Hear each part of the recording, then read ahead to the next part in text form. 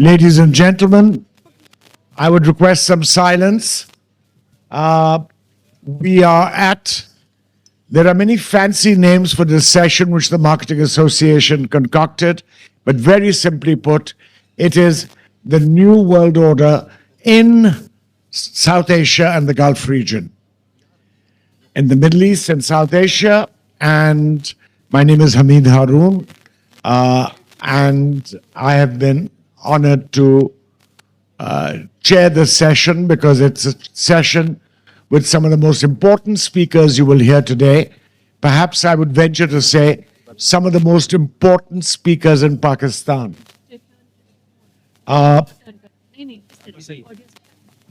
Today, we have with us Dr. Masuma Hasan, the head of the PIIA.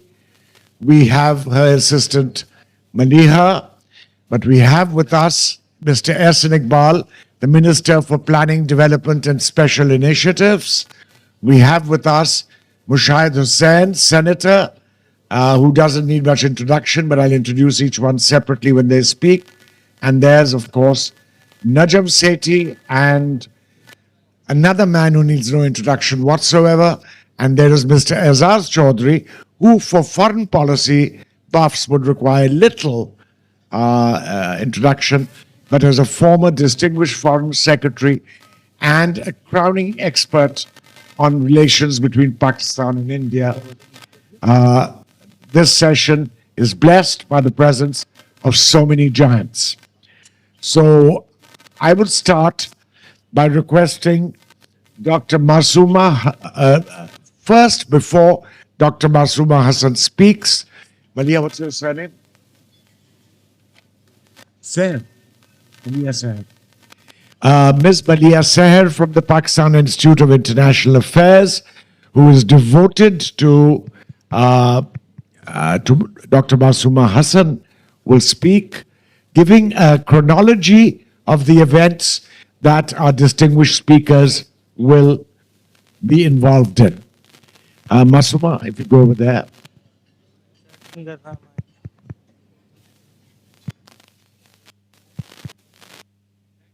Slide show कर वाला mic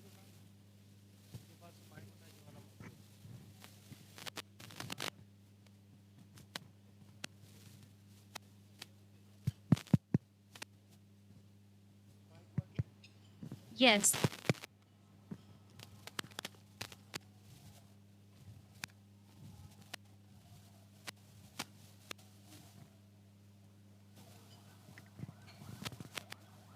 Distinguished guests and speakers, good afternoon.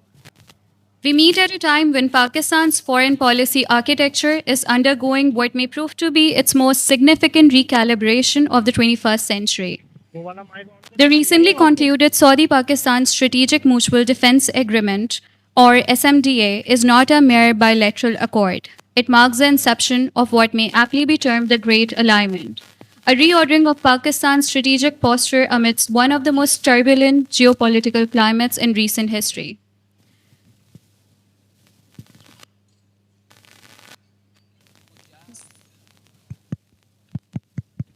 This is not working. Could somebody help me with the slides? Okay. On September 17, 2025, at Al Yamama Palace, Pakistan and Saudi Arabia signed the Strategic Mutual Defense Agreement, a declaration that an attack on one will be treated as an attack on both. It is the first formal collective defense pact between two Muslim-majority states, signaling a new phase in Middle Eastern and South Asian security alignments.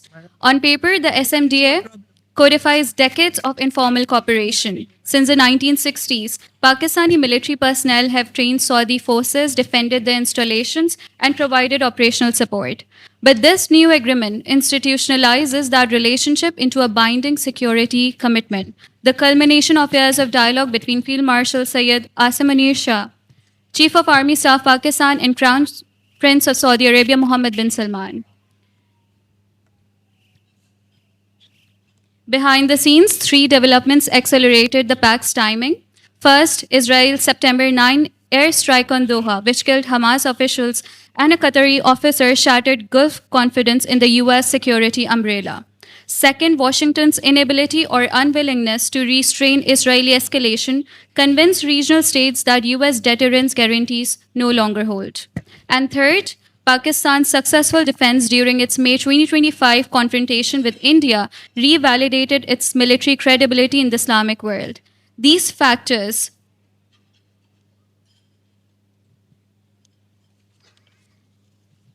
combined to push Riyadh and Islamabad from long-term negotiation to immediate signature.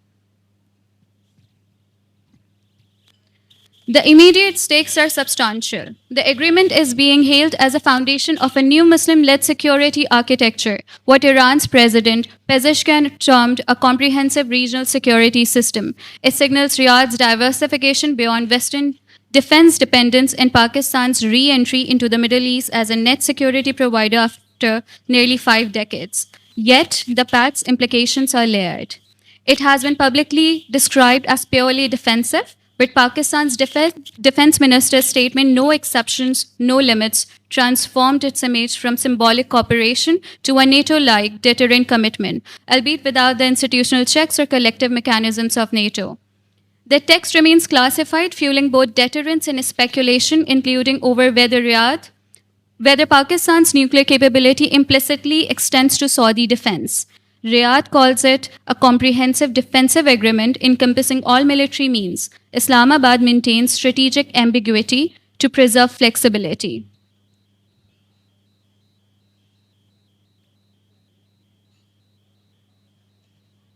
For Pakistan, the pact promises potential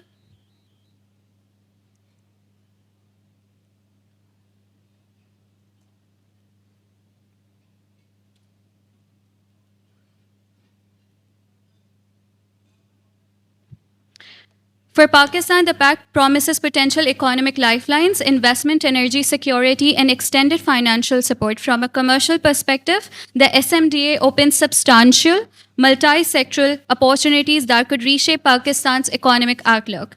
Early assessments and analytical estimates suggest a possible $8 to $10 billion inflow in joint investment in defense industrial collaboration over the next 5 years, particularly in maintenance, logistics, and arms servicing hubs for Gulf clients. Energy cooperation could expand under Saudi Aramco and ACWA Power's regional initiatives, potentially adding 2 to 3 gigawatts to Pakistan's generation capacity through renewables and hybrid projects. Pakistan's manpower exports to Saudi Arabia, currently around 500,000 workers annually, are officially targeted to double to nearly 1 million, a move projected to raise remittance inflows by 20 to 25% within 3 years. In parallel, Gulf-linked sovereign and private investors are exploring digitization, defense technology, and logistics partnership, which analysts forecast could triple Pakistan's IT and defense tech exports by 2028, contingent on sustained policy stability.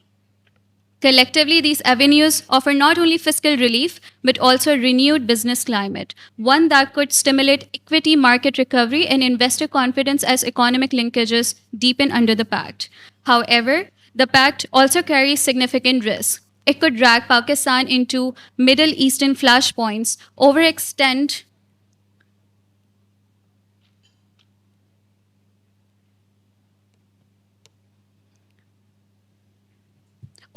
its forces, or cast it as a mercenary state serving Gulf interests. Managing these optics will be crucial if Pakistan is to maintain strategic autonomy. For Saudi Arabia, the SMTA represents both deterrence and hedging, pairing its economic power with Pakistan's military strength at a time when Iran, Israel, and India are recalibrating their positions. The pact directly challenges the India-Israel Middle East corridor, announced in 2023, effectively burying its vision of an India-centered transit access through the Gulf. India's reaction was cautious but alert. The Ministry of External Affairs announced that New Delhi is studying implications for national security and regional stability. Analysts such as Ayn Bremer have noted that the SMDA alters India's crisis calculus, as Saudi Arabia may now be obligated to support Pakistan in any confrontation.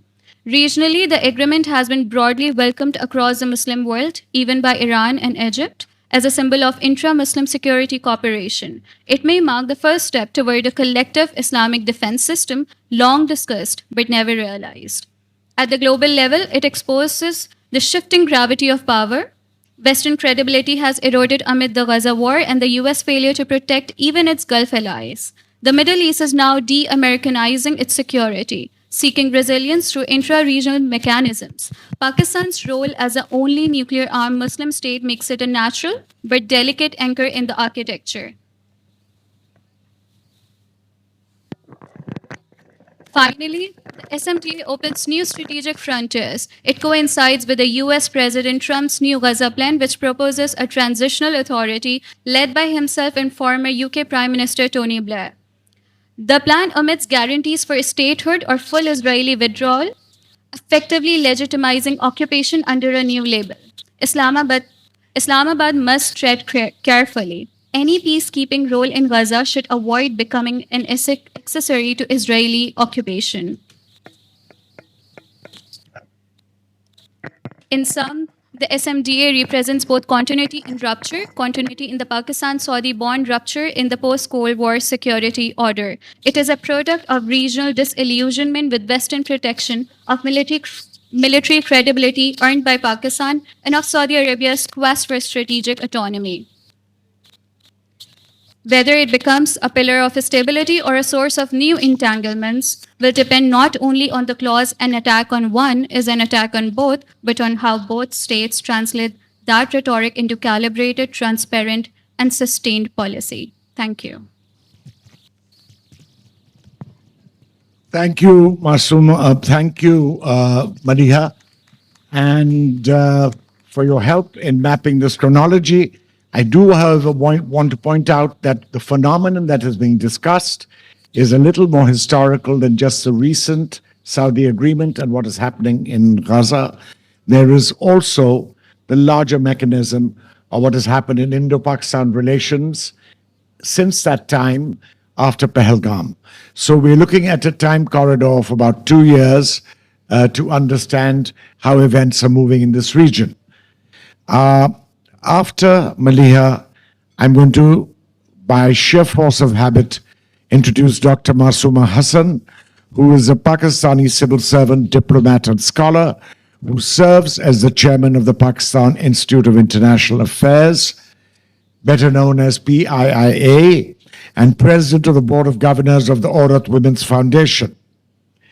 In her public career, she rose to a position of cabinet secretary, the highest post in the civil service. She was Pakistan's permanent representative to the United Nations office in Vienna, UNOV, where she chaired the group of 77 nations and has been the first woman faculty member to head a management and consultancy organization in the public sector. Her struggle to make a place for herself in the otherwise steeply patriarchal administrative and political system in her country has become a landmark in the larger movement for gender equality and women's rights. Dr. Masuma, can you make sure the television camera concentrates on Dr. Masuma so she can be seen by people at the back of the audience? Masuma, Dr. Masuma Saiba, would you please address the meeting?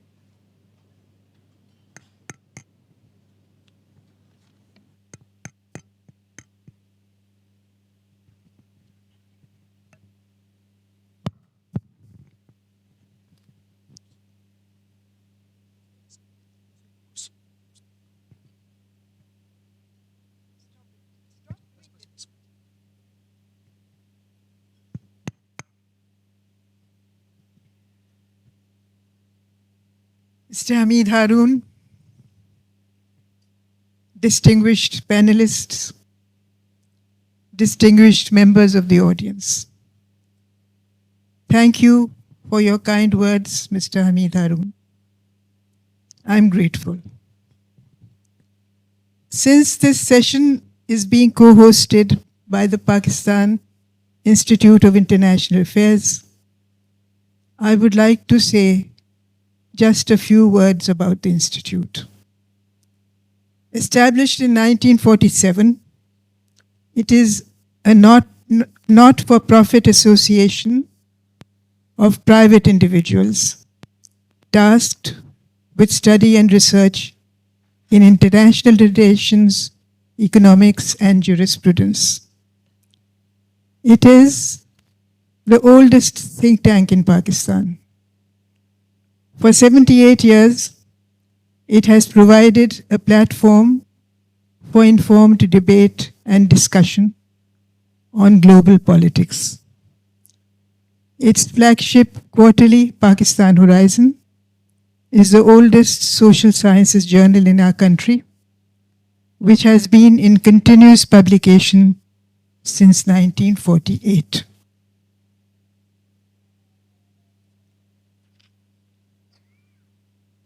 Turning now to the theme of this session, the Great Alignment, securing Pakistan's future in a shifting Gulf and South Asia, I will just give a general overview and want to discuss it in the backdrop of recent changes in global politics.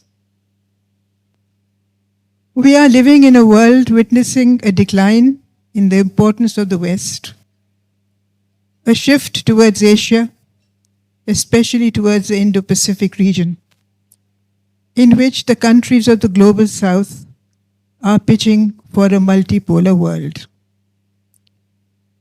During the Cold War, apart from a few conflicts, there was some element of restraint in the relations between the two opposing power blocs. The West, led by the United States of America, and the countries led by the Soviet Union. However, today the world is riven by wars and civil strife, from Gaza and Ukraine to Yemen, Libya, Sudan, Ethiopia, the Sahel, and West Africa. We are seeking a new global equilibrium.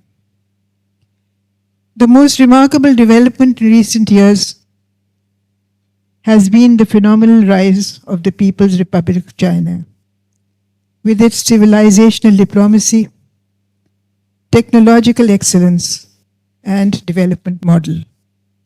It is said that China will outstrip the United States as the leading economy in the world by 2037. Important for Pakistan is the Belt and Road Initiative, through which China seeks to extend its outreach.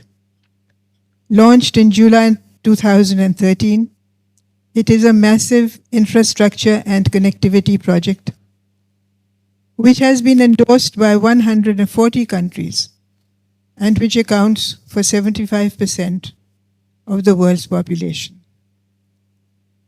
This is done through 6 overland economic corridors, including our own China-Pakistan Economic Corridor, and through the 21st century maritime Silk Route. Pakistan signed the Memorandum of Understanding with China on the 1st of December 2013. That is very soon after it was launched. However, critics are concerned about the environmental impact of this project and the creation of its debt-related dependence. Important countries which have not joined PIIA are the United States and India, Argentina, France, Brazil, Germany, Spain, Japan, and Australia. In order to maintain their influence, the Gulf Cooperation Council nations are trying to adapt their foreign policies to emerging economic realities and complex global alliances. Pakistan's position in the shifting Gulf has been secured further by the recent NATO-like defense alliance concluded between Pakistan and Saudi Arabia, which we know as the Strategic Mutual Defense Agreement, in which an attack on either countries is considered an attack on both. There has been some criticism of this alliance. It grew out of Israel's attack on Qatar on the 9th of September this year, which the United States was unable to prevent. Actually, although the details of the agreement have not been spelled out. It is the culmination of the long-standing cooperation between the two countries. Whenever there was a threat to Saudi Arabia or to its monarchy, Pakistan sent troops to the kingdom to defuse the situation. According to a 1982 security protocol, more than 2,000 Pakistani troops are stationed in Saudi Arabia. There is also, of course, a religious aspect in the reverence which the people of Pakistan have for the holy sites in Saudi Arabia. Through this defense pact, Pakistan has become a net security provider. Saudi Arabia has sought a security guarantee, apart from the guarantee which has been traditionally provided to it by the United States. Indirectly, through Pakistan, it links Saudi Arabia to China's military-industrial complex, since it is a comprehensive agreement. Also, Saudi Arabia can now obliquely benefit from Pakistan's nuclear deterrence. It is expected that the other Gulf countries, such as the United Arab Emirates, may wish to join this arrangement. In the UN General Assembly, the President of Iran, Masoud Pezeshkian, welcomed the Pakistan-Saudi Arabia Pact, describing it as a security umbrella benefiting the Muslim countries of the region. Turning now to Pakistan's role, if any, in ending the genocide and impunity in Gaza. President Donald Trump's 20-point plan for ending the war in Palestine has been described as surrender, but Hamas has tentatively agreed to it with some caveats. Hamas has resisted disarming and insisted that Gaza's future should remain in the hands of its people. Prominent among its clauses is the release of the hostages held by Hamas. Pakistan has said that it is a departure in Israel's favor from the document given to Trump by 8 Muslim foreign ministers, including Mr. Ishaq Dar. Nor does it contain a clear path to a ceasefire or to Palestinian statehood. Trump has secured for himself a future role in the Middle East by proposing a supervisory board of peace headed by him, including Tony Blair, who, as you know, destroyed Iraq in 2003, along with George Bush. What then for Pakistan's position in South Asia? Pakistan has cordial relations with all South Asian countries, apart from India, which asserts that Operation Sindoor has only been paused, thus keeping the doors of future conflicts open. India's hegemonic aspirations in South Asia are fueled by the dependence of smaller South Asian nations for their domestic political stability and economic sustenance. Pakistan has secured its position in the military calculus in South Asia by its performance during the Pakistan-India War in May this year. It has been advised to exercise caution in becoming a member of the International Stabilization Force, which is part of Trump's planning. However, Pakistan has rich experience in peacekeeping, and its troops have successfully participated in peacekeeping missions in many parts of the world. Pakistan's position in South Asia has been further secured by the severe setback to the India-Middle East-Europe Economic Corridor announced by Narendra Modi and Donald Trump in 2013 to counter China's Belt and Road Initiative because of the strategic mutual defense agreement between Pakistan and Saudi Arabia. In the Middle East, this corridor was expected to pass through the UAE, Saudi Arabia, and Israel, aiming at connectivity and economic integration. Pakistan has strategic relations with three great powers: China, Russia, and the United States. It stands at the confluence of three other nuclear powers: China, India, and Russia, and the near board of Israel, which is a non-declared nuclear power. Pakistan clearly rejects a no first use doctrine. Hopefully, no reckless leader in the region will push the nuclear button, which will only lead to sheer destruction. Thank you for your attention.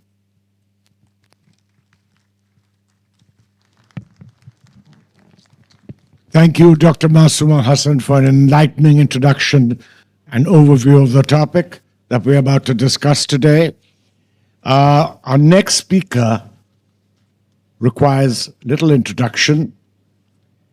But to be fair, I must admit that Ehsan Iqbal is not well known in intellectual circles in Pakistan because of his ministry.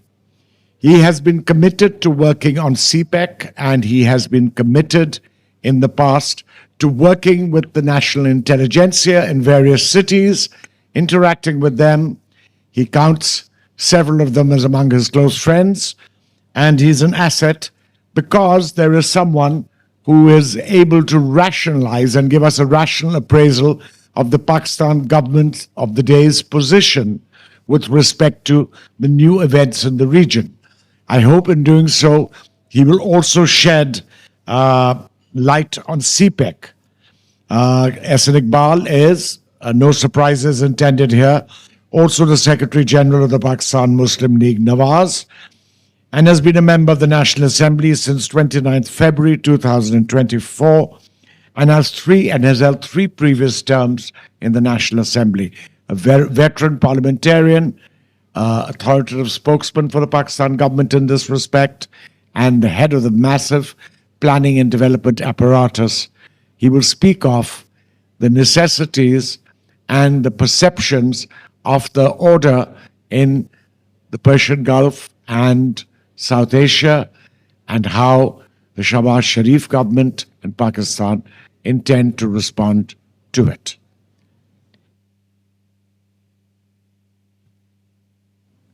Thank you very much, Arun Saab, and distinguished panelists. Ladies and gentlemen, it's indeed a very honor and privilege for me to speak on such a distinguished panel.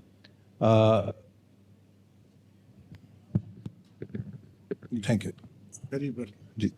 So, before I dwell deep into the topic, I would say that we must understand that the world we live in today is going through an unprecedented change. And in this world, the only certainty is uncertainty. And what we are witnessing, all the norms and the structures that evolved over past 5 decades or so are dismantling. And it is more diffused power in the global sphere, and particularly the emergence of China has made geopolitical theater tense.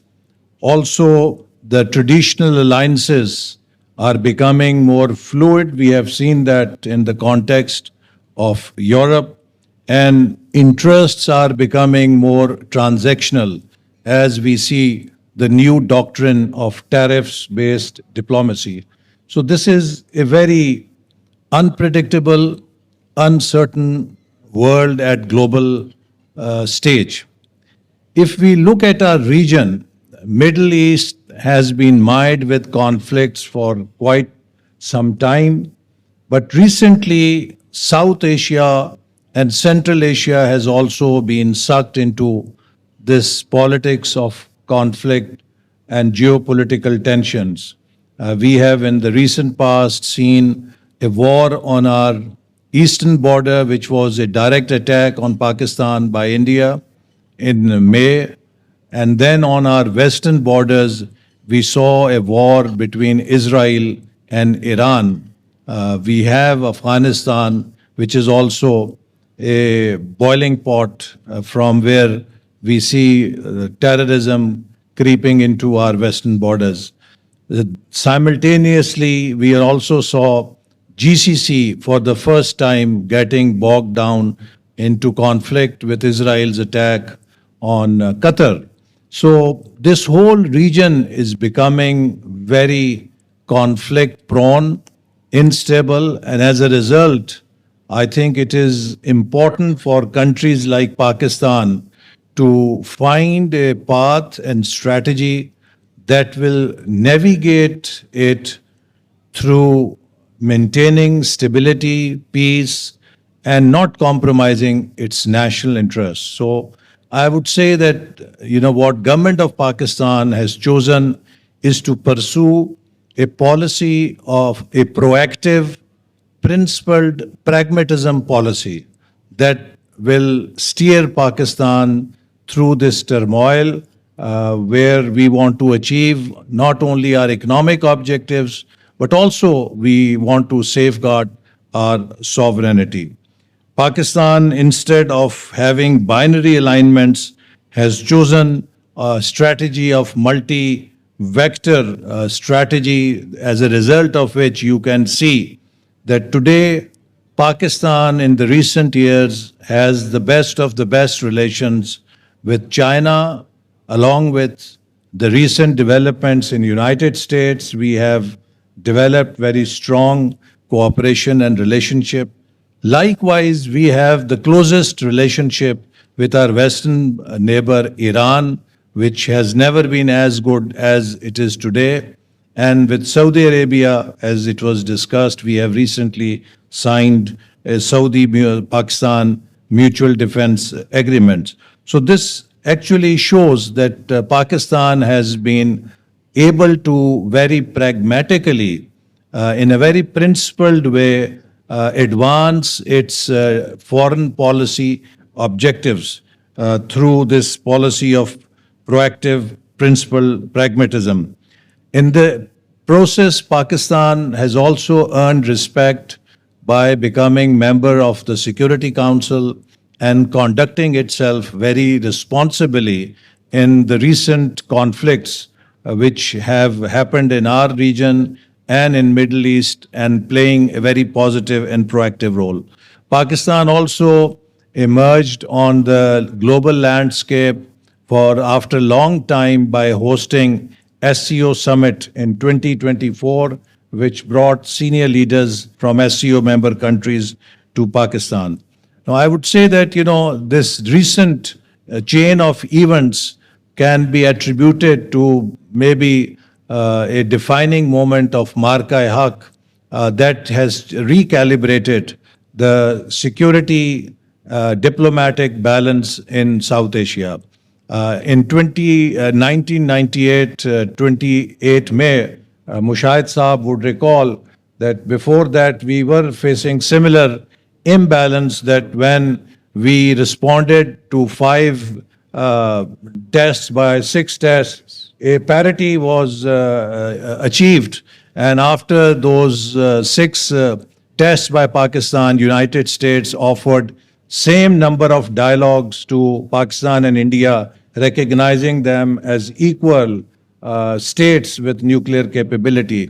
But unfortunately, subsequently, due to political instability and other reasons, we lost that balance. And over past 2 decades or so, India was able to project itself as a regional hegemon and to show that it has now a very asymmetric relationship in terms of security with Pakistan. I think what Marka-e-Haq did was 2 things.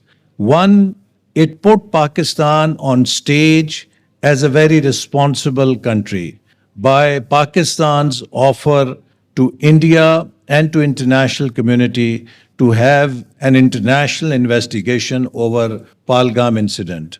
After that, India lost any ground to have any attack on Pakistan or to initiate war against Pakistan. And instead of providing evidence or instead of responding to international investigation initiative of Pakistan, it resorted to attack on Pakistan. And then again, Pakistan initially showing constraint, but when India persisted, it was given a very decisive blow that showed to the world that there is a new normal in South Asia where Pakistan cannot be discounted as second to India, and there is a security parity in the region, and that brought back pendulum to same old 28 May position of 1998. So this incident actually, as I said, helped Pakistan gain both advantage in security domain as well as diplomatic domain by showing its very responsible conduct. Likewise, when Israel attacked Iran, Pakistan again played very proactive role. As a result, we saw much closer relationship with the leadership of Iran in all domains, civil leadership as well as military leadership. So we today enjoy best relations with Iran we have ever enjoyed. As far as Qatar is concerned, again, Pakistan immediately responded. Prime Minister flew to Qatar, expressed solidarity with the leadership of Qatar and people of Qatar. We joined OIC summit, and that also helped bring Pakistan and GCC countries to closer and together.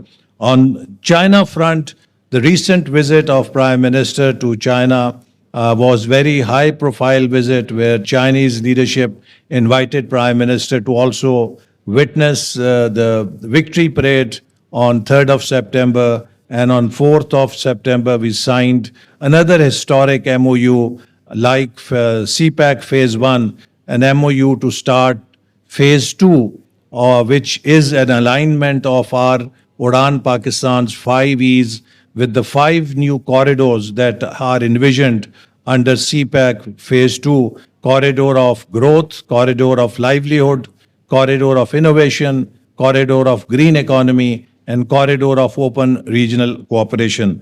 So we see that Pakistan and China have also moved ahead and forged a new commitment to start CPAC Phase 2. And on 26 September, we had 14th JCC meeting in which again we were able to operationalize the roadmap to focus now CPAC away from basic infrastructure building to cooperation in modernization of Pakistan's agriculture, in more relocation of industry to Pakistan, in making special economic zones, also collaboration in technology sector where China has achieved a lot of success, particularly artificial intelligence, and also deepening people-to-people contact by having greater opportunities for Pakistani students to study at top science and engineering universities of China. So that I think also opens a new chapter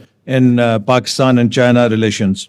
Likewise, during Prime Minister's visit to General Assembly, meeting with President Trump, in which Field Marshal Asim Munir also participated. We have also started a new journey with United States, which is based more on economic cooperation, and we seek US investment in developing Pakistan's mineral potential. Pakistan has trillions of dollars of minerals. There is Chinese interest as well as US interest, and we look forward to this investment in Pakistan so that Pakistan can capitalize and turn these very valuable assets as productive assets. In the previous tenure, we were able to also translate our dead asset, very valuable asset in Thar, which was there for 72 years, 75 years, lying there for 400. It is good to produce 10,000 megawatts for 400 years, but we were unable to tap it. But CPAC enabled it to harness that potential in Thar coal, and today it is the cheapest source of energy for Pakistan. So we hope that with US help, we will be able to develop mineral and mining potential in Pakistan. Similarly, we also see that through Pak-Saudi cooperation, as we speak, there is a high-level delegation from Saudi Arabia, which is already discussing investment opportunities in Pakistan. And we think that by integrating Pakistan into the food security of GCC and also by aligning their technology ecosystem and Pakistan's technology ecosystem, we have many opportunities for cooperation, and we look forward to a very attractive investment portfolio in coming years from Kingdom of Saudi Arabia to help Pakistan achieve self-reliance and come out of this dependence on foreign loans by investing in sectors which will help us improve our export performance, because Pakistan's fundamental crisis lies in its external sector. So our whole focus is to develop Pakistan's export capability and follow an export-led growth strategy. So we think that this is also a very important milestone. And let me also clarify, Pakistan-Saudi Mutual Defense Agreement should not be seen as an agreement for war against anyone. It is actually a response of two big countries of the region to the instability that has come in this region. So it only shows that Pakistan and Saudi Arabia share a vision of their threat perception and a vision for regional stability. So we think that this agreement is actually going to minimize chances of conflict and deepen the prospects of stability in the region. So this is more about stability rather than a declaration of war against anyone. So I think with these developments that Pakistan has pursued in last 18 months, Pakistan now stands with a new profile on the global stage, both in terms of its defense capabilities and as well as its diplomatic standing. And now there is an opportunity that we must harness this advantage into a strong economic partnership with our friends so that we can truly reap the benefits of this advantage that we have gotten through conduct of a very principled, pragmatic and proactive diplomacy as well as policy in the recent crisis that have taken place in our region and the changes that are taking place at global scene.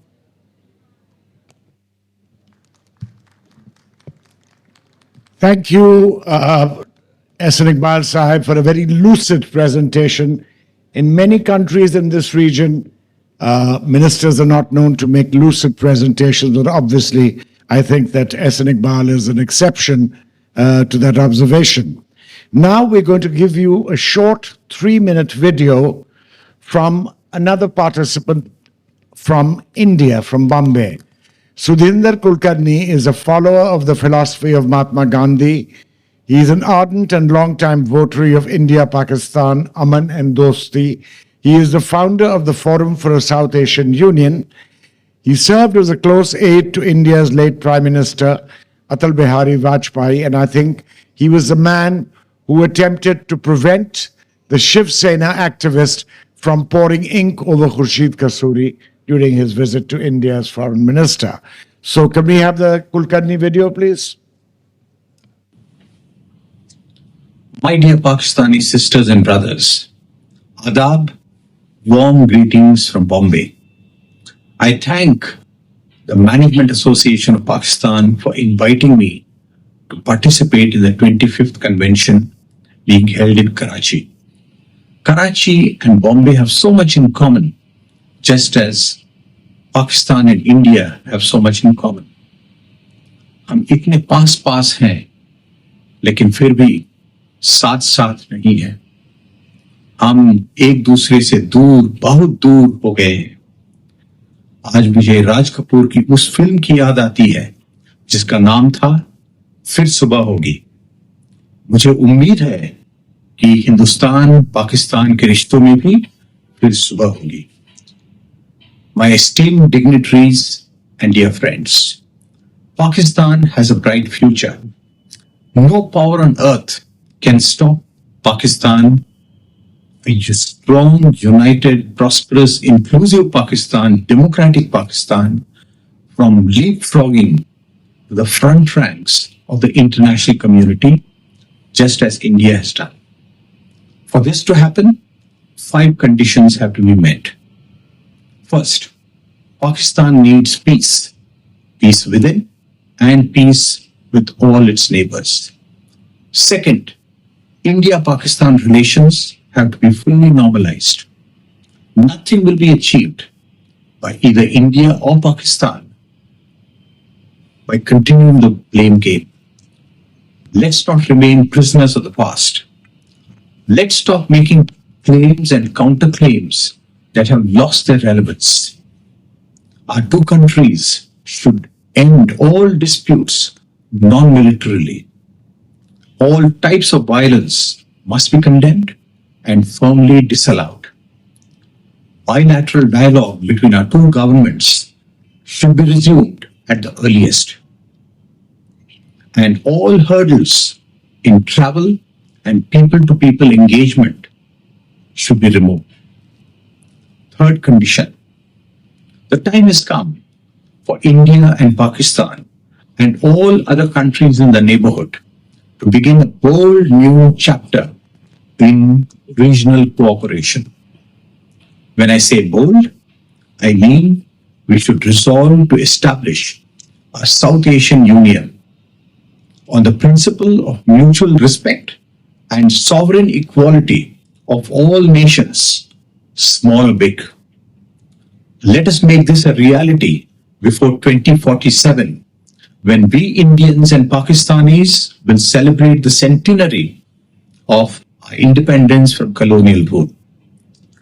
Fourth condition, Pakistan, India, and other countries in South Asia should embrace seamless physical connectivity, business connectivity, trade connectivity, educational and cultural connectivity in the same way that the European Union has done. South Asia today is the most populous region in the world. Unfortunately, it is also the least interconnected and least integrated region in the world. If we come together as a South Asian Union, we can not only change our own destiny, but we can change the destiny of the whole world. My dear Pakistani friends, here is the fifth condition. The world order is rapidly changing. The decline of the West and the rise of Asia are unstoppable. But within Asia, not only China and India should rise, but Pakistan should also rise. But this dream cannot be fulfilled if we allow the distant, arrogant power whose name begins with A to continue its malign interference in the Gulf, in West Asia, and closer home in South Asia. India, Pakistan, and other regional countries must stand in unbreakable solidarity with our Palestinian sisters and brothers in their legitimate quest for freedom, statehood, and a dignified future. We both have a moral duty to condemn Israel's brutalities in Gaza and call out those hypocrites who support Israel with money and weapons. Permit me to say that recommending a Nobel Peace Prize for the global bully is an unethical appeasement. With these words, I wish full success to the Silver Jubilee Convention of the Management Association of Pakistan. Shukriya. Thank you. What a heartrending comment. Those of us who've been used to hearing abuse from across the border on Indian airwaves should commend the message of Sudhinder Kulkarni. He believes in a progressive Pakistan, and we are grateful to him for it. Ladies and gentlemen, I feel the adrenaline is going up. It always does when one of the most powerful speakers and commentators in this country, Najam Sethi, is before you. I don't know why the net continues to call people like Ehsan Iqbal and Najam Sethi Punjabi when actually they are full-blooded Pakistani citizens, and I think their visions are far beyond that of any particular province. But nevertheless, not only is he a well-known Pakistani journalist, some people believe his writing on the editorial of the Friday Times, which he heads as chairman, is some of the best written journalism today in the country. But he's also been, he served as chairman of the Pakistan Cricket Board in 3 different tenures. He's been a caretaker, federal minister. He's been a chief minister of Punjab. He is also the founder of the Friday Times and of Vanguard Books. So I think that his lists of attributes are incredible, but I will add, he formerly used to host the primetime current affairs show Aapas Ki Baat on Geo News, and was briefly the president of AAP Media, AAP Media Network Indus News. So this is not an ordinary person, and the best thing I can say about Najam is I've known him for many years. I won't point out to his Marxist proclivities in analyzing, because he is one of the original progressive analysts in this country, not because they don't matter, but because he's become far wider than simply a Marxist thinker.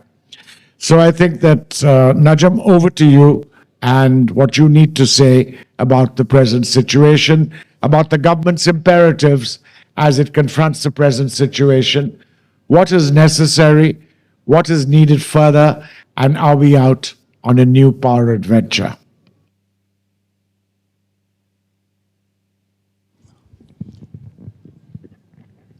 Keep it close to yourself. Thank you. Can you hear me at the back? Okay. Thank you very much for this opportunity to give you my point of view on some of the issues that have been raised here, especially in relation to current events globally, in the region, and also in South Asia. So I'll be very brief because there's such a lot of ground to cover. So I'll just make very quick interventions in each area. As far as the notion of a unilateral or a singular world being replaced by a multinational or a multilateral world order is concerned, yes, we do see the beginnings and the stirrings of something like this, but it will take a long time before it comes to fruition. And therefore, to pin your hopes on multilateralism at this stage, in my view, is a little misplaced. No great transition takes place in world orders without violence, without wars, without bloodshed, and without the hegemons fighting tooth and nail to retain their positions. And so therefore, to expect that this process will be smooth or peaceful is not correct. We shouldn't be thinking along those lines. We should expect more turmoil. We should expect more wars. We should expect more contestations. And it will be a very difficult transition that is now beginning to shape up the world. But this transition, unfortunately, we are confronted with a man like Donald Trump at a time when this transition is taking place. And Donald Trump is not a man that you can predict with any degree of certainty. He's a man who can turn on friends and allies as easily as on enemies. And therefore, to pin any hope in terms of his many promises or his actions would be foolhardy. I mean, you can imagine what I'm suggesting here. The second thing is that what is happening in the Middle East is not going to find a solution quickly. All this euphoria about, well, the plan is about to start cracking and the plan is going to work and Donald Trump is going to get his Nobel Prize. Why? Because the hostages have been returned. The fact of the matter is, this is an Israeli plan, and this is exactly what Israel wanted, and this is exactly what Israel has got. And no amount of subterfuge is going to hide that fact. And Mr. Netanyahu has already made clear that he is a winner in all this. And therefore, for these Muslim nations, including Pakistan, to start crowing about the great prospects for peace, I think is misplaced. I think as soon as these hostages are, the mechanism is done, Israel will get back to its policy of annexation and war and genocide. And I think Donald Trump may well wash his hands of the whole thing once the hostages have been released. I don't see any possibility of America and these Muslim nations getting Israel to agree to anything substantial. And so therefore, this conflict is not going to go away quickly. Moving further, talking about the Saudi-Pakistan Defense Pact, there's a lot of optimism pinned on it. As you can know, this pact is not going to be made public, not even to the Parliament of Pakistan. I dare say the outlines or the contours of this pact will not even be shared to the Defense Committee of the Cabinet. And the reason for that is obvious, as pointed out by someone here already, that ambiguity serves the interests of Pakistan and Saudi Arabia. But it's interesting that even our Parliament or select committees of the Parliament are not to be taken into confidence, which is to suggest that I personally don't think there's too much meat in this plan. It's a great signal, but in terms of concrete realities, what happens when India attacks Pakistan, or what happens when something like that happens, I don't think we're in a position to predict how far this defense agreement will work, apart from the usual, handouts, financial handouts, and so on and so forth. But it's a great signal. And so therefore, we shouldn't pin too many hopes on it, but it's a great signal. Moving further, Pakistan is confronted by a war on both its borders, on its eastern border and on its western border. And the initiative is not with us. On the one hand, it's with the Taliban, and both the Afghan and the Pakistani Taliban. And on the other hand, it's with India. India insists that its operation has only paused and that it will strike when it thinks the time is ripe. Similarly, the casualties on our side on the border with Afghanistan are rising. And I don't see the prospect of a quick victory on that front.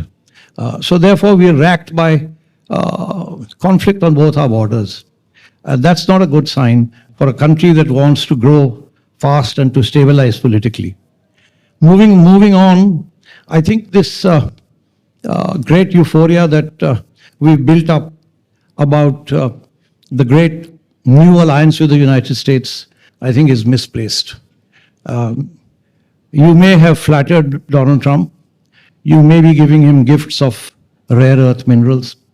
You may even be dangling a new port to American investors. I don't think this is going to go too far.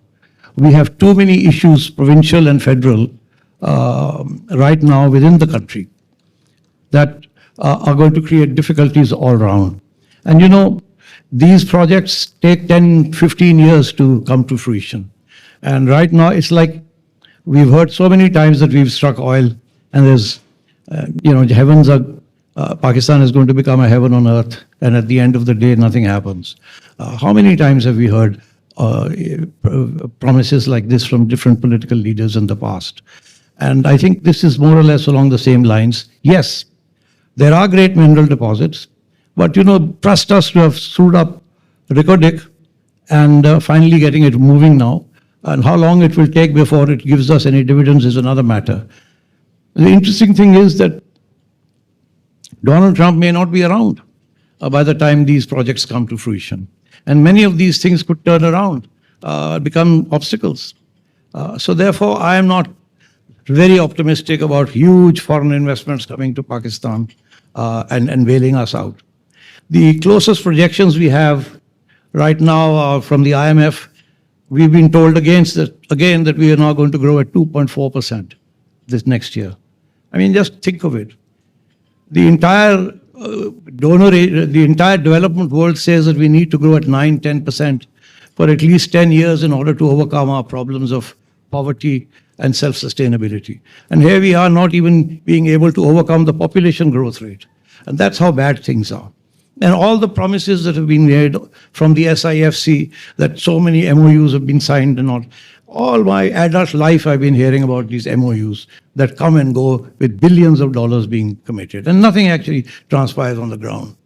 I have been looking at the status of foreign investment in this country.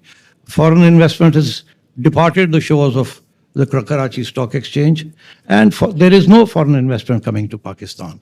If at all there is, well, we'll wait and see what happens. My sense is that even Pakistani businessmen are not investing in this country, and they're trying to take their money out of this country. How come then, why would foreigners be interested in putting money in a country where your own business community is going to Dubai and Africa and elsewhere? So I'm so sorry, I have a slightly negative view of all the top promises that are being made. And finally, somebody said you need peace in the region. I don't see peace in the region.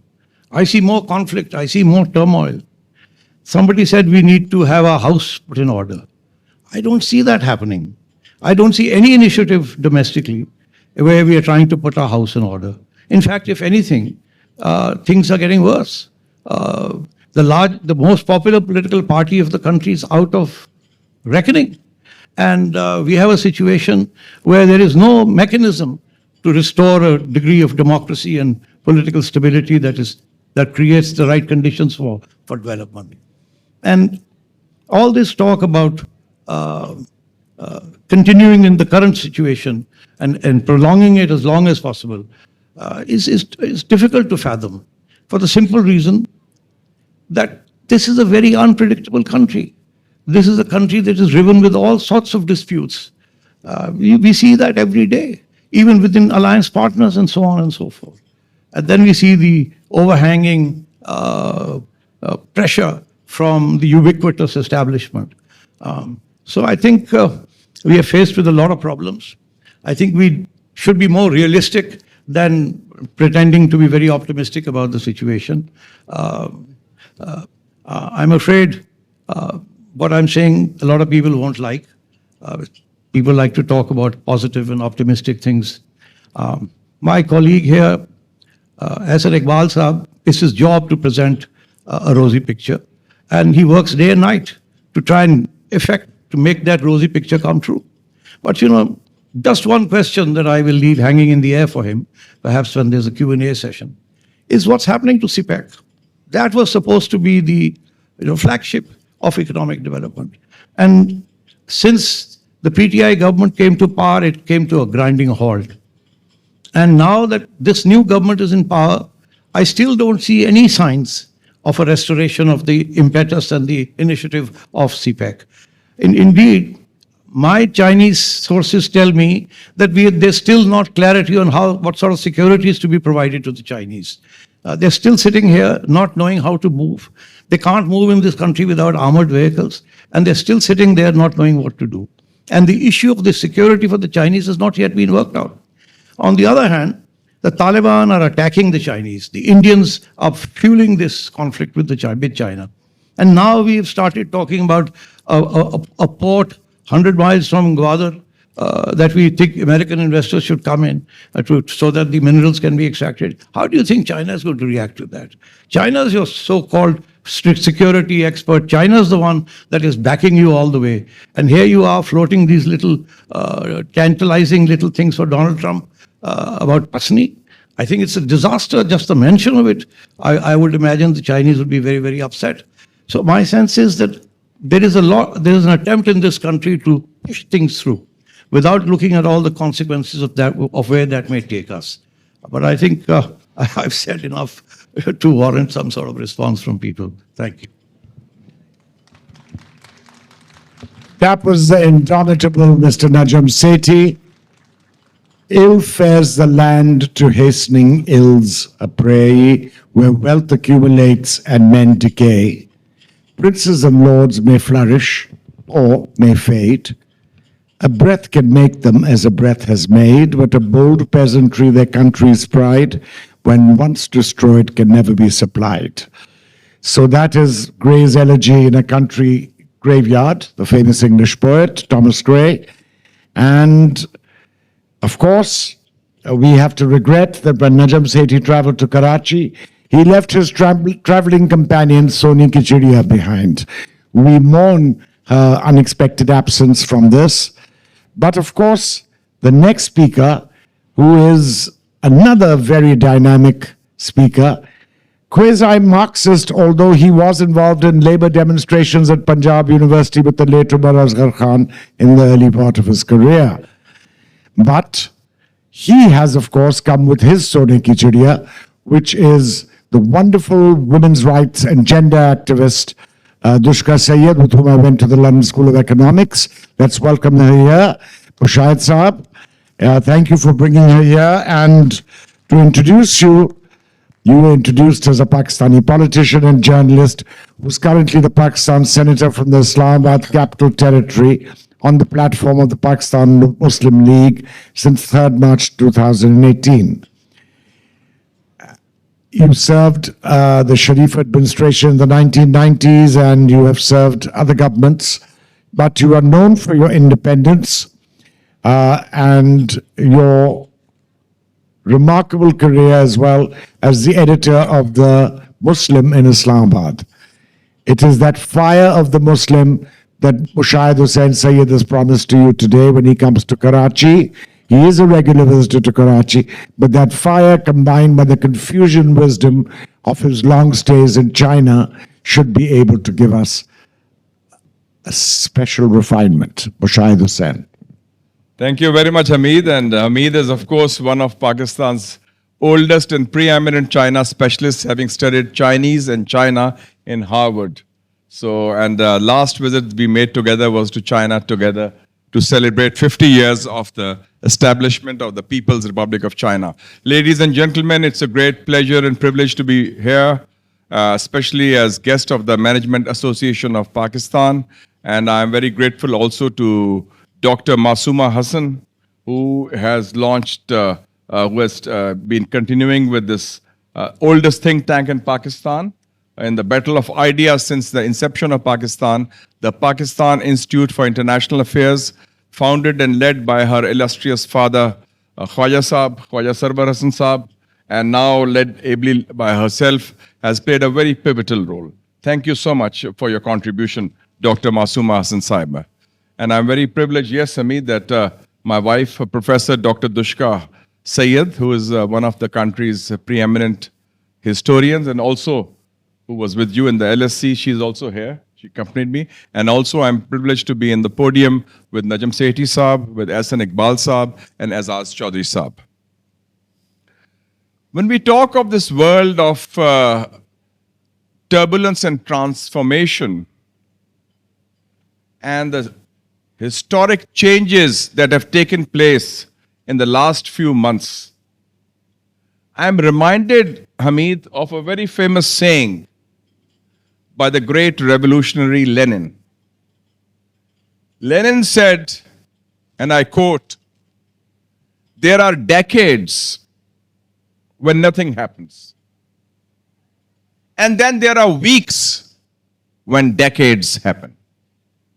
I think this is that epoch. And let's look at the big picture first. The changing global geopolitical landscape. What are some of the world leaders saying? President Xi Jinping says that we are witnessing once-in-a-century changes. Changes that have not been seen in a century, we are seeing them before our own eyes. President Putin says that we are spearheading a new world order which will be more inclusive and more representative of the planet Earth. The President of France, Monsieur Macron, told his ambassadors last year in Paris, and I quote, we are witnessing the end of 300 years of Western hegemony. And recently I was seeing the statement of the European Commissioner, Madame Ursula von der Leyen, and she said very candidly in a statement in Madrid that the West as we know it has ceased to exist. So basically, the global center of gravity is shifting inexorably, irreversibly from the West to the East in what we can say would eventually be the Asian century, with something that had been predicted by Allama Iqbal 90 years ago.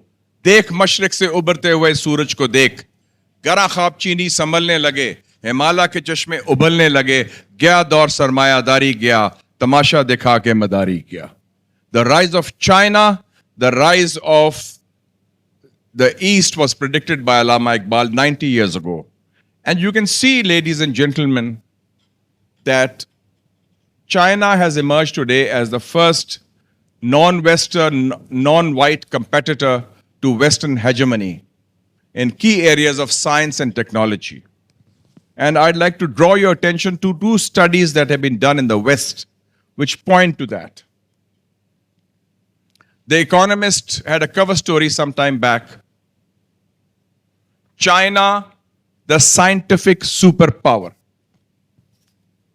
And the Economist said that the old science order dominated by the United States, Europe, and Japan is now coming to an end. And they mentioned that 40% of new original empirical papers on artificial intelligence are being published in China. 15% in the US, 15% also in Europe, and rest a little bit here and there. And they also mentioned that among the top 10 science and technology educational institutions in the world, 6 are in China. The other study which focuses on this area of the US-China rivalry was done by Harvard University by their eminent professor, Professor Graham Allison. It's a 52-page study, The Great Tech Rivalry, China versus the United States, and it's on the internet. And that says that the People's Republic of China is overtaking the United States in high-tech manufacturing in areas like artificial intelligence, 5G, robotics, cloud computing, STEM, S-T-E-M, science, technology, engineering, and mathematics. And already you can see in terms of trade, there are 193 members of the United Nations. Out of those 193, 140 of those countries have more trade with China than they have with the United States. And that's why Trump's tariff and trade war with China has totally failed. So when we see this big picture in this context, Hamid mentioned about the emerging new global order in our vicinity in the Middle East and South Asia. And we can see that there are 3 major new realities unfolding before our eyes. There is the American failure, abject failure in the Middle East, which was alluded to by Dr. Masuma Hasan to protect their Arab allies against Israeli aggression, which has led to a loss of confidence among these Arab countries, Gulf countries included, about the credibility of American commitments to preserve, protect, or promote their security or regional stability. Because historically, ladies and gentlemen, there was this understanding in the Middle East, what is termed as oil for security. in return for an uninterrupted supply of cheap Arab oil, the United States would protect these regimes, these states. And the US, as you know, has about 30,000 troops stationed in 22 military bases in the Muslim world in the Middle East region. So that is the first failure. The second failure we see in South Asia ourselves, where India failed to establish a new normal based on their military might to establish their hegemony over the region and over Pakistan. And you have already mentioned about what happened in May. And I would say Mr. Hassan Iqbal referred to 28th of May, 1998. And at that time, I was the Minister for Information. And I remember when Mia Saab asked me in 1998, we were 11th of May when we heard about the Indian nuclear tests. We were in Almaty in Kazakhstan. And he said, what do you think? And my instinctive view was, मैंने पंजाबी में कहा, मियाँ साहब कड़ाके कर दो. This is now or never. We'll not get this opportunity. India has provided us this opportunity, and we seize that opportunity. And I think May 1998 and May 2025 were the finest hours in Pakistan's diplomacy, defense, and national security, how we handled that situation. And also, reinforcing the Indian failure vis-a-vis Pakistan, a numerically smaller country, and also in terms of size and physical strength, that the international community led by the West did not support India in its endeavors, unlike Pulwama, unlike the past. And that is also a very big change. The third big change in the Middle East is the failure of Israel in three key areas. The failure of Israel to engineer regime change in Iran, which was part of the Greater Israel plan, and that failed miserably. Like the Indians at the hands of the Pakistanis, the Israelis at the hands of the Iranians got a bloody nose. For 12 days, Netanyahu was sleeping not in his bedroom but in his bunker, while the Iranian missiles were raining on Tel Aviv, Haifa, Mossad headquarters, military headquarters, Prime Minister's house of Netanyahu, and also half of the Weizmann Institute, which is one of the leading research institutes on science and technology in Haifa, was destroyed. And that is why 46,000 Israelis filed returns for compensation because either their apartments, their homes, their cars, or their properties or businesses were destroyed when Israel got a thrashing from the Iranians. And that's why they went running like the Indians to Trump for a ceasefire. And the third big failure of Israel, which is a very important failure, is that for the first time since the creation of Israel, Western public opinion has changed, has shifted, turned against Israel in a massive manner. Whether it's the 200,000 who turned out in Sydney or the 300,000 that turned out in Amsterdam, or even the 100,000 who turned out in Tel Aviv or other capitals, that is a very important development, I think. A sea change. So Israel can no longer count on the 100% support of a unified West, including the United States, on this issue. So given this context, we should be very clear about the nature of our relationship with China and the United States. With China, our relationship is strategic, solid, and substantive because China has stood by Pakistan like a rock on all issues at all times, just as Pakistan has supported all the core interests of China through these 5 decades of a special relationship.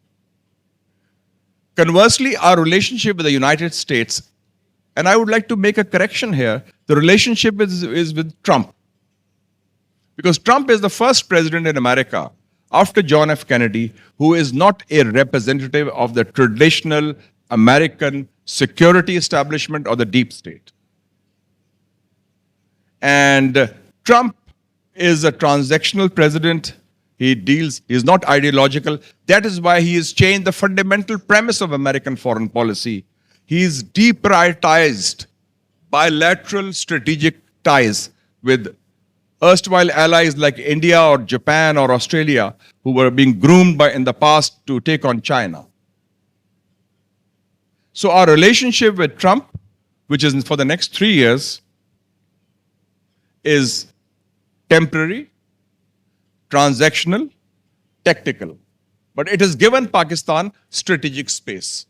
However, we should be very careful about silly ideas like Pasni or that sort of thing. There's no room for that.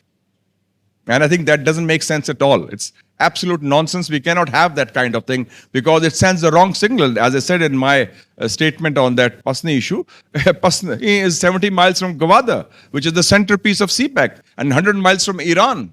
So how can we have Americans sitting, have a great game in our front yard? And so that's not, so I think it was a pipe dream and it's not going to happen anyway. So when we look at the future, I think I'll just make 2 comments before I conclude. One at the global level, one at the domestic level. At the end of this month, President Xi Jinping and President Trump are expected to have a meeting in Seoul at the APEC summit. I think 28th or 29th of October. I think they'll make a deal on the trade and tariff front. There will not be a new Cold War with China immediately. And probably Xi Jinping will invite Trump to visit China in 2026. And in return, Trump will invite Xi Jinping to visit the United States of America. And there will be a broad understanding. And I think one good part of that expected understanding would be that it will calm things down in South Asia. Because both China and the United States have a similar worldview when it comes to certain issues, including the Korean Peninsula, including Middle East, and including South Asia. And I think that what Mr. Kulkarni was pointing out, I think the first process of that will start because already in India, the post-Modi transition has begun. Mr. Modi is in the same position that Nehru was in after 1962 of the thrashing given by the Chinese. He is politically wounded, and I think Modi is politically dead. We have to look at that transition. For Pakistan, yes, I think the key issues are we do not have a counter-terror strategy. We have failed abysmally in that. China is concerned on 3 counts vis-a-vis Pakistan. Number 1, we promise them foolproof security. We have failed to provide that because there have been 8 attacks in the last 5 years where 14 Chinese and 18 Pakistanis have been killed. That's unacceptable, and we do not yet have formulated a clear, comprehensive counter-terror strategy. Yes, there's Indians out there also, yes, the TTPs out there, but we should have a counter strategy for that. We have not had that. Secondly, we promised the Chinese one window operation. We have failed to provide that. And the third thing the Chinese complain is that you Pakistanis are always fighting with each other. And the last time I met them at a seminar, they said, well, you know what one of the top experts told me? Ask not what China can do for Pakistan, ask what you can do for Pakistan. So I think we need to focus on that. And finally, I think the core issue in Pakistan still remains the political polarization. There's no doubt Hassan Iqbal won the election fair and square on Form 45. But the majority of his colleagues sitting in the cabinet have been fraudulently elected on the basis of Form 47. So I think that this kind of a fake mandate cannot continue for long. We should have a healing touch. All political prisoners, including Imran Khan, should be released. And the missing persons and others who have been incarcerated for no rhyme or reason should be released. If we can talk to Modi, if we can talk to TTP, why can't we talk to our own people? I think the time has come. In 1999, I was Minister for Information, and I had the privilege and honor of being the minister in waiting to President Nelson Mandela, when he came in May 1999. I asked him, "Sir, what do you think is the biggest quality in a politician, a political leader?" Without batting an eyelid, he said, "Generosity. Forgive, forget, and move on. Don't look back." That's the need of the hour in Pakistan also. Thank you very much. Another explosive presentation by Syeda Hasan, who spoke like the Jean-Jacques Rousseau of the Pakistani latent revolution. So our next item is linked to a short video from Javed Naqvi, who was Reuters correspondent in India and the agency's bureau chief in Colombo. He has reported from war zones in Kashmir, Jaffna, Yemen, Iran, and Iraq. A privileged assignment was his ringside view of the landmark Fez summit in '81. He has been writing for Dawn since 2000, covering India-Pakistan ties, poking everyone in the eye for over 25 years. As a student, he shared prison cells twice with Palestinian activists in Delhi and with the Iranians once. So Javed Naqvi's provocative video is what follows next. Hello. I am supposed to speak to you about the Middle East and South Asia, etc. For 3 minutes. I feel a little presumptuous that I should be talking about a subject that the world is yet to figure out. And speaking to such an august audience, it's a bit of a stretch that I can make any contribution as such. Nevertheless, 3 minutes I have. All I would use it for is not so much to explain or to regurgitate what I know about South Asia and India, Pakistan, and their ties with Middle East, with the Gulf states primarily. Of course, they're all linked to remittances mostly. There may be some strategic and defense angles also. I mean, they're baffling sometimes. For example, I find the Saudi and Pakistani pact recently. I don't know what that's about, because only a few months ago, Pakistan turned down a Saudi request to join the war against the Houthis. So what has happened since then for this kind of reversal? Of course, you're not going to war with Israel, neither Saudi Arabia nor Pakistan, for that matter, because you're going to war with Israel means you're going to war with your best allies, America. So it's puzzling.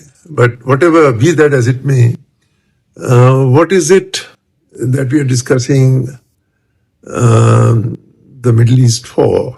It's about Gaza. It's about the butchery that has been going on there. And so let's divide this into two events. One is during the Cold War, in fact, when the Cold War was raging at its peak, and the other event after the Cold War. So the first is the Fahad Plan that offered everything to the Palestinians, to the Arabs as such. It was the Crown Prince then, Crown Prince Fahad, went to Fez to present the plan in 1981. It was spurred by the Iranian Revolution, because it is happening 1981, just barely 2 years after the advent of Khomeini. And the picture of Khomeini with Arafat in Tehran obviously sent the kind of signal for the rest of the regimes to rush to resolve it one way or the other. So the Fahad plan was very ambitious and it had much to offer. But, for example, Israel should withdraw from 1967 to 1967 borders.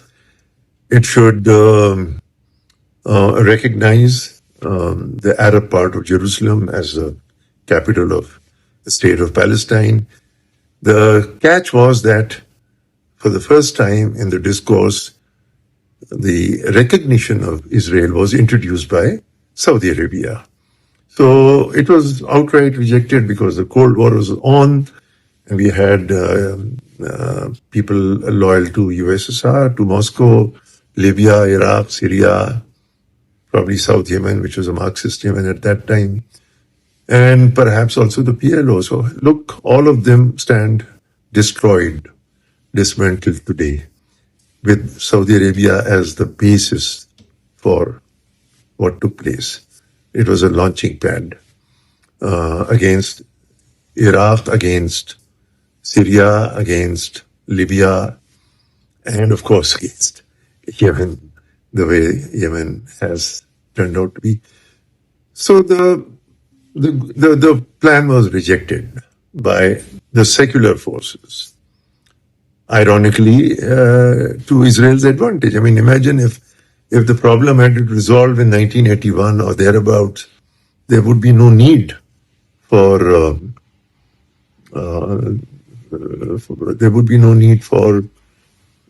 further attrition, and certainly no need for this kind of butchery that took place. So the other part that happened, the event was post-Cold War, the unipolar world, and that was the Oslo Accords, watered down, mothballed kind of a, pact was retrieved. There was nothing in it for the Palestinians. Probably municipal rights, even that was denied by people like Netanyahu, and they raised Cain and eventually got Prime Minister Rabin killed with the kind climate of hate. So we had right-wingers this time rejecting any concessions to the idea of a Palestinian state. Now, two more tragedies took place in the event between Arabs and Israelis. We lost King Faisal, for example, the leader of the oil embargo. He was killed within 2 years of that episode. On the other hand, you had assassination of the Egyptian president Anwar Sadat, who was going to befriend Israel, and he was killed by Islamists during a military parade. So we have had tragedies on both sides. We have had attrition from both sides, secular as well as religious extremists, and we have to find a solution and some kind of a metaphor for peace. But I don't think Donald Trump or Netanyahu qualify to bring that about. That's my two-penny bit.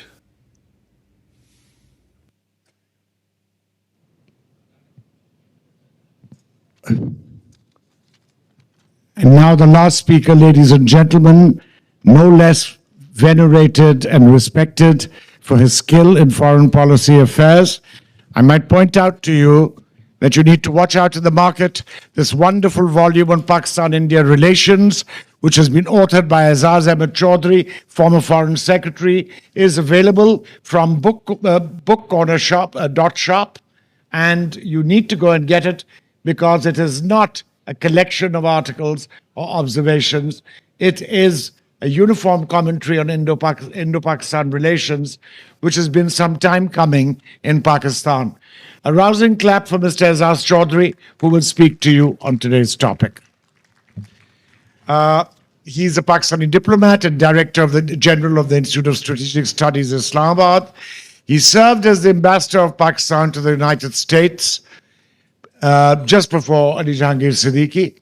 Previously, he served as a Foreign Secretary of Pakistan, as Pakistan's ambassador to the Netherlands, and the spokesperson at the Foreign Office.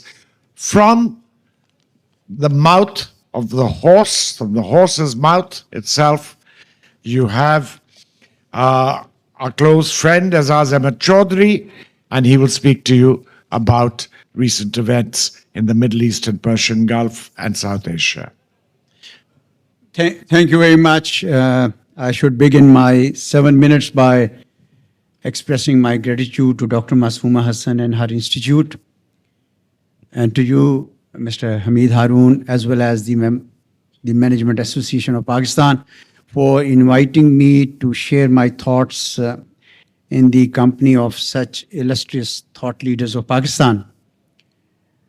The shifts and changes in the Gulf region and South Asia are quite in sync with what is happening at the global level, the unraveling of the world order.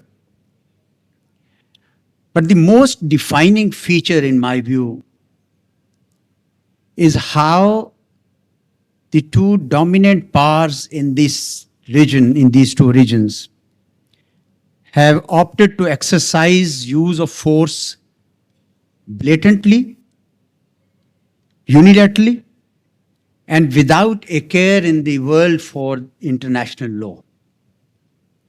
I do see similarities of the situation in the Gulf and South Asia. Both Israel and India are seeking dominance in their respective regions. Both have also opted for use of force against their opponents and against neighbors with impunity. And perhaps most importantly, Prime Minister Netanyahu and Prime Minister Modi are both discovering the limits of what they can do by use of force. I can see that for Israel, the attack on Qatar was pushing the envelope a bit too far, because it in a way punctured the security umbrella that the US had provided for decades to these countries. And in case of South Asia, Prime Minister Modi overreached, in my view, thinking that Pakistan was politically divided, economically weak, and militarily did not have fuel for its tanks, and invaded Pakistan in May 2025, only to discover that Pakistan could defend itself quite robustly. This was a reality check that Mr. Modi and his colleagues were not expecting. So where do the two regions go from here? In case of South Asia, the bellicose statements that are coming out of India's political and military leaders represent a frustration that they have suffered during 2025 confrontation. The question that is now lurking in the minds of perhaps all of us sitting in this hall and outside: will India engage in another round of military confrontation with Pakistan? Some feel that given the forthcoming elections in Bihar, Prime Minister Modi is under pressure, because he has always won elections on the basis of anti-Pakistan, anti-Muslim vote, to do something to avenge the humiliation that he had suffered and his party had suffered. And if he loses the Bihar elections, he might end up on a slippery slope of losing the future elections that are coming, particularly next year, Bengal, etc. So to that extent, he might want to do something. But will that be a small mischief somewhere, a false flag, maybe a missile strike somewhere on the fringes? Or will it be a major round of military confrontation? I personally think that India is not in a position to enter into another major round of military confrontation at this time for the following reasons. One, its Air Force, which had met a huge surprise, a rude surprise, I would say, is not yet in a position to integrate a diversity of platforms that it has. And in this age, the entire warfare takes place mostly in the airspace. And therefore, I don't see India venturing out at this time for a major military confrontation. Secondly, Pakistan-Saudi strategic mutual defense agreement has provided strategic depth to Pakistan vis-a-vis potential aggression from India, and it has provided strategic depth to Saudi Arabia vis-a-vis potential military aggression from Israel. Not that we should expect that if Pakistan and India fight another war, the Saudis will stand shoulder to shoulder and fight this war. Far from it. It is essentially a deterrent. Both countries have enhanced their deterrent. Pakistan, alhamdulillah, already has a nuclear capability which serves as a deterrent. And this agreement has enhanced that deterrent. And India might find it more costly this time around to attack Pakistan, knowing that Saudis and others Gulf countries, which had remained silent in the post-Pahalgam confrontation, might not remain silent, and therefore it will be sort of a disincentive for India to engage in a strong military confrontation. Thirdly, I also believe that for India to enter into a military confrontation this time and get international support will be very, very hard. Last time, if you recall, the entire pattern that India had created for the past 2.5 decades, that an incident occurs, blame it on Pakistan, the results will, the investigation later, and when the investigations come out, a decade or so later, if it is internal elements, hush it up, but by that time inflict the reputational costs on Pakistan. I think that pattern has been busted in Pahalgam when the entire world knew that Pakistan had nothing to do with it. So if India were to create a pretext this time around, it may not find many takers for its venture. Fourthly and finally, India has built upon its entire campaign against Pakistan to malign Pakistan based on its strategic partnership with the United States in the last 2 decades. But there is now a feeling within India that the United States is not a reliable partner, but also within the West, that perhaps India is also not a reliable partner. They were preparing India as a counterweight to China. It can't handle Pakistan. What would they expect it to handle China in real terms? And particularly when India is trying to find a modus vivendi with China and also with Russia.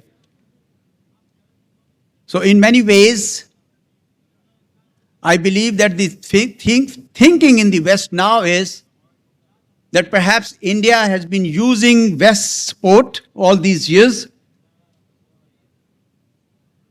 to assert its own hegemony in the region while maintaining ties with Russia and China.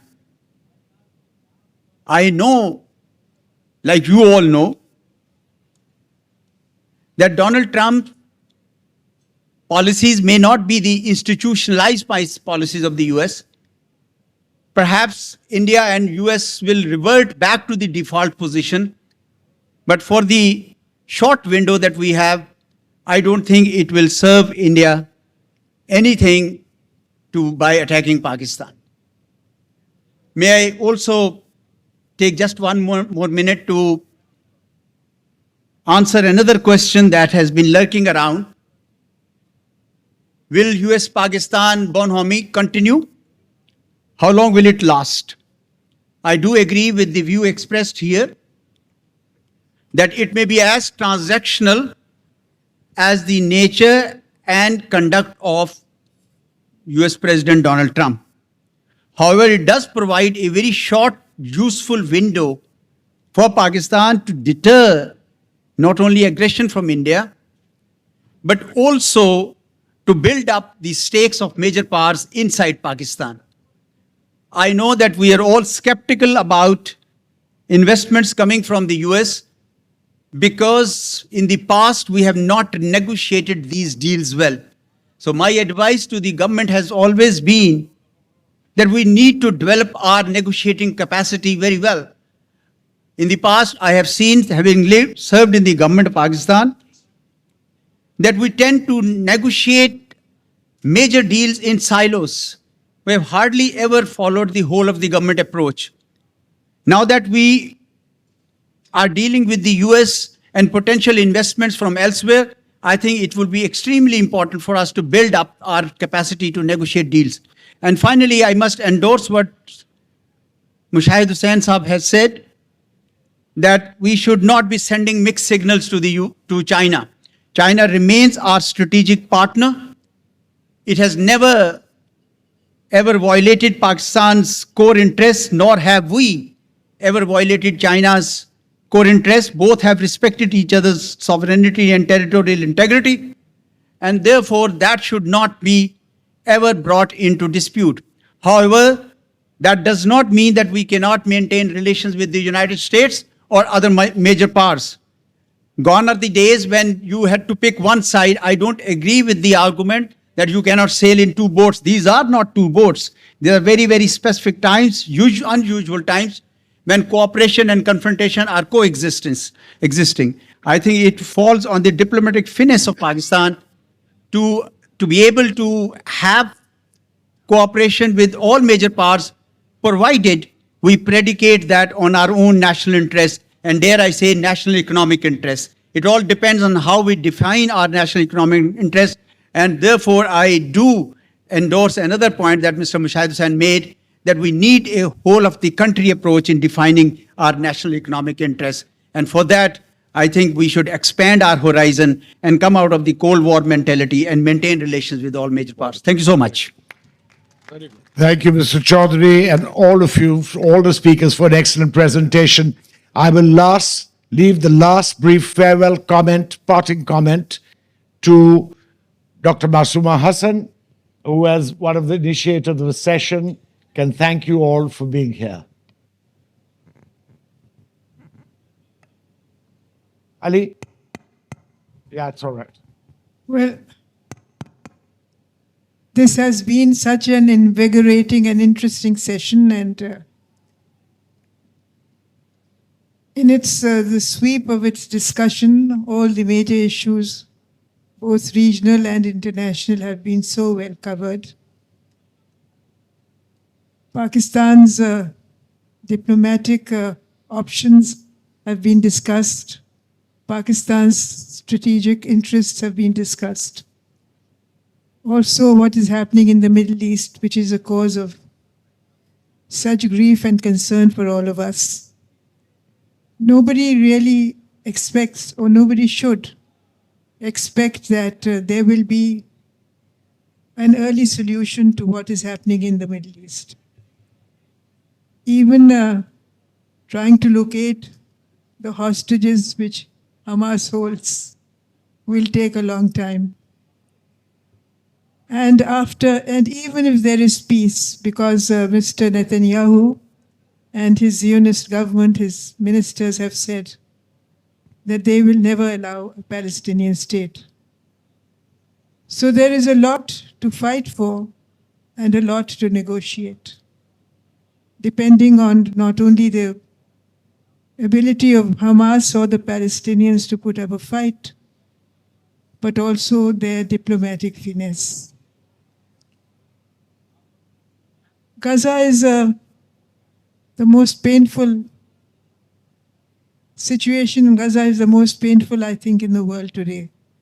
But as I said in my opening remarks, there are so many other instances of wars and civil strife in other parts of the world. I want to, in conclusion, thank the Management Association of Pakistan for this entire conference, but also this particular session. The speakers, all of them, experts in their field, with so much experience behind them and such illustrious careers. And Mr. Hamid Haroon, I want to propose a vote of thanks to you for so brilliantly navigating not only the subject of today's discussion, but also the way in which you chaired this session. Thank you very much. Thank you.